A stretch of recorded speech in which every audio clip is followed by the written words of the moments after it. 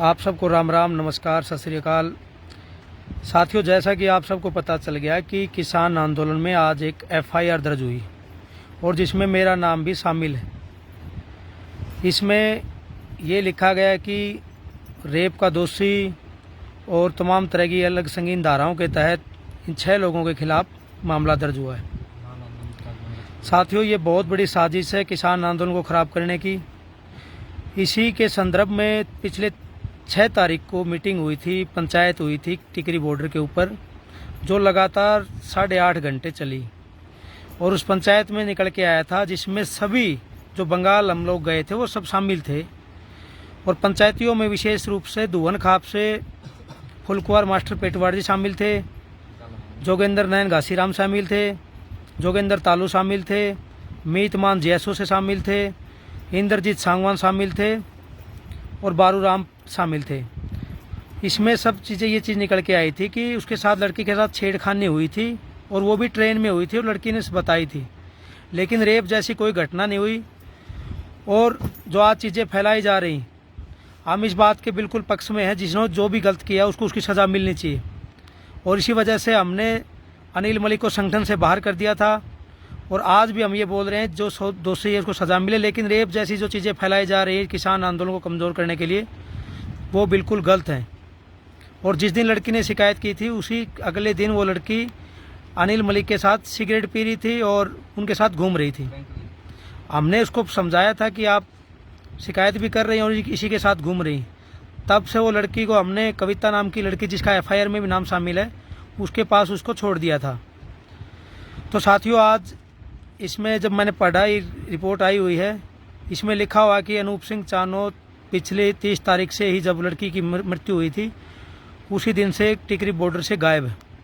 मैं इसमें आपको बता देता हूँ, 29 तारीख को सुबह भी आए थे और फिर शाम को मीटिंग हुई थी। हरियाणा के जो बुजुर्ग किसान हैं वो मेरे पास आए थे और उसके बाद शाम को पिलर नंबर 764 पे मीटिंग भी हुई थी, जिसमें हमारे बुजुर्ग किसानों के साथ हमारे युवा साथी मनदीप मलिक भी शामिल थे और मोहित इक्कस भाई भी शामिल थे। इसमें यही फैसला हुआ था, बेटा आप थोड़ा इधर उधर हो जाओ क्योंकि मामला अभी गर्म है। आप मानते हैं कि आपने, चलो इसमें कोई कसूर नहीं है, लेकिन हो सकता है सामाजिक तत्व मामला ऐसा है कि आपके ऊपर हमला कर दे, इसलिए आप बॉर्डर के ऊपर ही रहो, लेकिन इस झोपड़ी में मत रहो जो पिलर नंबर 755 पे। तो मैं उस टाइम से 30 तारीख के बाद, मैं 3-4 दिन से मेरे को बुखार आ रहा था, तो उसके अगले दिन मैंने टेस्ट भी करवाया। 30 तारीख को कोविड का टेस्ट करवाया जिसकी रिपोर्ट पॉजिटिव आई। और 6 तारीख को फिर वहाँ पर जो पंचायत हुई थी टिकरी बॉर्डर पे, उसमें मैं शामिल था। सभी चीज़ें निकल के सामने आ गई थी। और आज एक बार फिर अभी एफआईआर के बारे में जो लिखा वो पढ़ रहा था मैं। ना मैं किसान आंदोलन से पहले भागा था, अभी मैं किसान आंदोलन में हूँ, अभी मैं टिकरी बॉर्डर के ऊपर मौजूद हूँ। बहुत सारे लोग अफवाह फैला रहे हैं, गलत चीज़ें फैला रहे हैं, और जब तक ये आंदोलन, ये जंग नहीं जीतेंगे तब तक हम घर नहीं जाएंगे। ये बात पे स्टैंड क्लियर है। और दूसरा, इस मामले में अगर बहन मौमिता की अगर कोई भी वीडियो है, कोई भी अगर वो बोल दे, कोई भी बयान है जिसमें मेरे खिलाफ, अगर मैंने लड़की को हाथ भी लगाया हो, गलत भी बोला हो, तो भी मुझे कड़ी से कड़ी सज़ा मिलनी चाहिए। और किसान आंदोलन में अगर मेरी वजह से आज पहुँचे और मेरा कहीं भी कसूर मिलता है तो आप सब किसान मिलके मुझे जूते चप्पलों से पीटा जाए और सरेआम चौक पे खड़ा करके मुझे तड़पा तड़पा के मारा जाए। ये मैं आपसे निवेदन करता हूँ, अगर इसमें मेरा कसूर निकले तो। लेकिन अगर मैं बेकसूर हूँ और अगर मैं सच्चाई के रास्ते पर हूँ तो आप सब साथियों का, किसानी जो आंदोलन को बचाने के लिए आप सबका मुझे साथ चाहिए। बहुत सारे साथियों के मैसेज भी मिल रहे जिनको सच्चाई का पहले ही पता है, जो पंचायत में भी शामिल थे, कि उसमें मेरा कोई कसूर नहीं। वो सब साथी बोले हम आप साहब आपके साथ हैं, सच्चाई की जीत होगी।